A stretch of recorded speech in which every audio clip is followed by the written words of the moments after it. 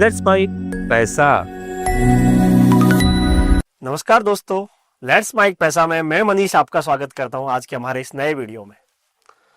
दोस्तों, share market जो होता है कई बार बहुत ऊपर जाता है और कई बार बहुत नीचे आता है, क्योंकि मार्केट की नेचर ही यही है, मार्केट की प्रकृति यही है कि मार्केट कभी एक साइड नहीं चलता, ऊपर नीचे चलता रहता है। कभी हो सकता है कई दिनों तक लगातार ऊपर जा रहा है, फिर कई दिनों तक लगातार नीचे आता है। तो एक निवेशक के लिए यह स्वाभाविक है कि उसको चिंता रहती है कि वो उस पैसे को, अपने इन्वेस्टमेंट को ऐसी कहां जगह लगाए जिसकी वजह से ये मार्केट की उतार चढ़ाव से उनको परेशानी ना हो। तो आज हम इस वीडियो में एक ऐसे ही फंड के बारे में बात करने वाले हैं, और हम बेसिकली किसी फंड विशेष के बारे में बात नहीं करेंगे, एक स्कीम कैटेगरी की बात करेंगे जिसके अंदर मार्केट में चाहे कितने भी उतार चढ़ाव हो, फंड मैनेजर का काम यह होता है कि जब वो उतार होता है तो उसको उस हिसाब से मैनेज करता है, और जब मार्केट में चढ़ाव होता है तो फंड को अपने हिसाब से मैनेज करता है। तो आज हम उस कैटेगरी के बारे में बात करने वाले हैं कि ऐसी वो कौन सी कैटेगरी है जो मार्केट के हर उतार चढ़ाव का फायदा फंड मैनेजर उसके अंदर लेता है। तो चलिए दोस्तों, शुरू करते हैं आज का हमारा ये topic, dynamic asset allocation funds. सबसे पहले हम बात करते हैं कि डायनामिक एसेट एलोकेशन फंड होता क्या है। दोस्तों, हर कैटेगरी, कैपिटल मार्केट में दो मेन कैटेगरी होती है, इक्विटी और डेट। इक्विटी मतलब पैसा शेयर मार्केट में लगता है, और डेट मतलब पैसा बॉन्ड मार्केट में लगता है। शेयर मार्केट में अलग अलग कंपनीज में फंड मैनेजर पैसा लगाता है तो वो इक्विटी कहलाया, और फंड मैनेजर अगर उस पैसे को बॉन्ड में लगाता है, चाहे वो कॉर्पोरेट बॉन्ड हो, चाहे वो गवर्नमेंट ऑफ इंडिया के बॉन्ड हो, चाहे वो कमर्शियल पेपर हो, चाहे सर्टिफिकेट ऑफ डिपॉजिट्स हो, या फिर कोई एनसीडीज हो, उस तरह के मार्केट को बोलते हैं डेट मार्केट। तो पूरा स्टॉक मार्केट, पूरा कैपिटल मार्केट इन दो कैटेगरी में सीमित है, इक्विटी और डेट। उसी के अंदर एक सब कैटेगरी है, वो है dynamic asset allocation category. Dynamic asset allocation category क्या होती है? एक तरीके से हाइब्रिड म्यूचुअल फंड है जिसके अंदर fund manager dynamically asset allocation करता है। अब डायनेमिकली कैसे करता है उसके बारे में हम बाद में समझेंगे, पहले एसेट एलोकेशन समझते हैं। एसेट एलोकेशन का मीन्स होता है कि एक पर्टिकुलर एसेट क्लास में ही पैसा न लगा के अलग अलग एसेट क्लास में पैसा लगाया, उसको बोलते हैं एसेट एलोकेशन। तो मान लीजिए आपके पास 100 रुपए है, तो 100 रुपए में से 50 रुपए आपने इक्विटी में लगाए, 30 रुपए आपने डेट में लगाए और 20 रुपए आपने गोल्ड में लगाए, ये कहलाया एसेट एलोकेशन। अब डायनेमिक एसेट एलोकेशन क्या होता है वो हम समझते हैं। एक फंड मैनेजर को आपने पैसा दिया इस पर्टिकुलर कैटेगरी में, जिसका नाम है dynamic asset allocation fund category. इस तरीके के फंड में फंड मैनेजर मार्केट के उतार चढ़ाव को समझता है, मार्केट की वैल्यूएशन को समझता है, मार्केट के फंडामेंटल्स को समझता है, टेक्निकल्स को समझता है, और उसके बाद फंड मैनेजर अपने पोर्टफोलियो में इक्विटी एलोकेशन को कम कर सकता है या ज्यादा कर सकता है, और डेट एलोकेशन को कम कर सकता है या ज्यादा कर सकता है। तो वो जिस तरीके से उसको मैनेज करता है उसको कहता है डायनामिकली मैनेज करना। अब डायनेमिकली मैनेज करने में फंड मैनेजर कुछ 2-3 पॉइंट को ध्यान में रखता है।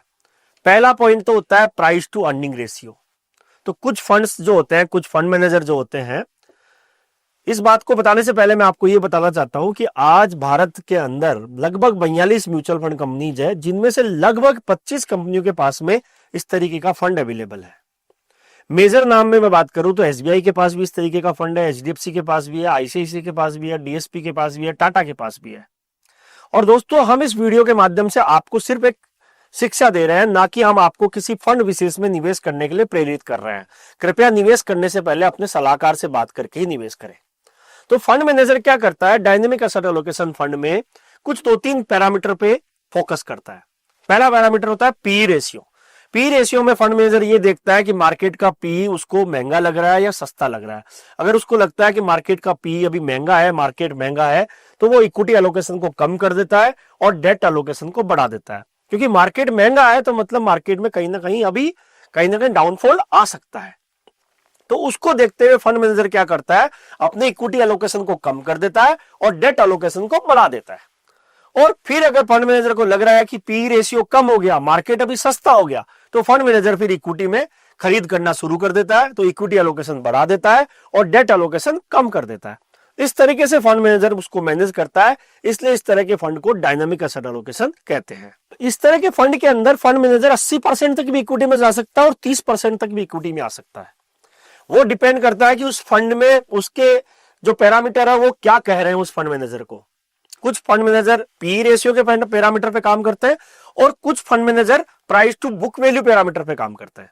अब प्राइस टू बुक वैल्यू क्या होती है कि स्टॉक मार्केट में किसी पर्टिकुलर शेयर का प्राइस और उस पर्टिकुलर शेयर की बुक वैल्यू का रेशियो जो होता है वो प्राइस टू बुक वैल्यू होता है। ये जितना ज्यादा होगा उतना ही फंड स्टॉक महंगा होगा और जितना कम होगा उतना ही स्टॉक सस्ता होगा। तो अगर फंड मैनेजर को लग रहा है कि प्राइस टू बुक वैल्यू ज्यादा है, इसका मतलब स्टॉक महंगा है या मार्केट महंगा है, तो फंड मैनेजर मार्केट में से इक्विटी कम कर देगा और डेट में इक्विटी बढ़ा देगा। अब हर फंड मैनेजर की अपना अपना नियम है, इसमें कोई एक फिक्स नियम नहीं चलता। किसी फंड मैनेजर को लगता है कि अगर वो इक्विटी घटाएगा तो इस लेवल तक इक्विटी घटाएगा, किसी फंड मैनेजर को लगता है कि अगर वो इक्विटी बढ़ाएगा तो उतने लेवल तक इक्विटी बढ़ाएगा, और फिर उस फंड में फंड मैनेजर अपने हिसाब से वो पैरामीटर को देखते हुए फंड को मैनेज करते हैं। अब एक निवेशक के रूप में आपको क्या फायदा हुआ इस फंड में पैसा लगाने का?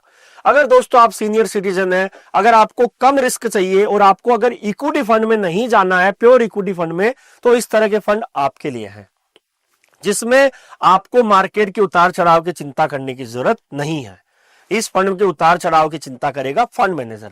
अगर मार्केट में उतार है तो फंड मैनेजर इक्विटी बढ़ा देगा, अगर मार्केट में चढ़ाव है तो फंड मैनेजर इक्विटी बेच देगा।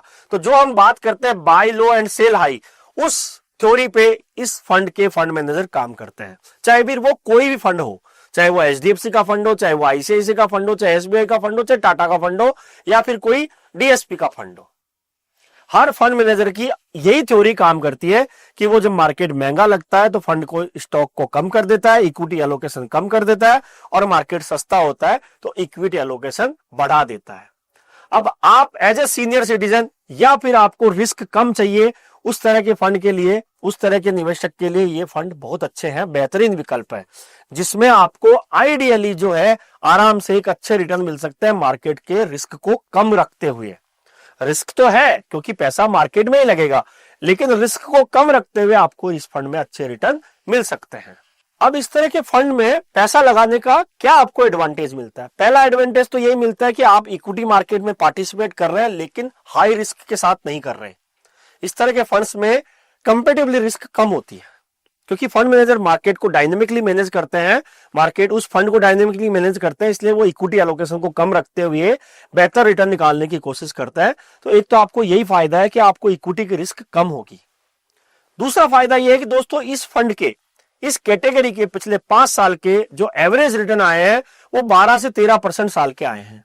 तो आप ये अनुमान लगा सकते हो कि आपको 12 से 13% रिटर्न नहीं भी आते हैं, अगर आपको 10, 11, 12% रिटर्न भी आते हैं तो आपको एक एफडी से बेटर रिटर्न प्राप्त हो सकता है इस फंड में। तीसरा फायदा इस दोस्तों इस फंड के अंदर यह है कि आप इस फंड में पैसा लगाएं अपने रिटायरमेंट का और वहां से एसडब्ल्यूपी कर सकते हैं। एसडब्ल्यूपी करने से आपको एक मंथली पेंशन के रूप में इस तरह के फंड से आपको बेहतरीन विकल्प मिल सकता है मंथली पैसा लेने का, मंथली पेंशन लेने का।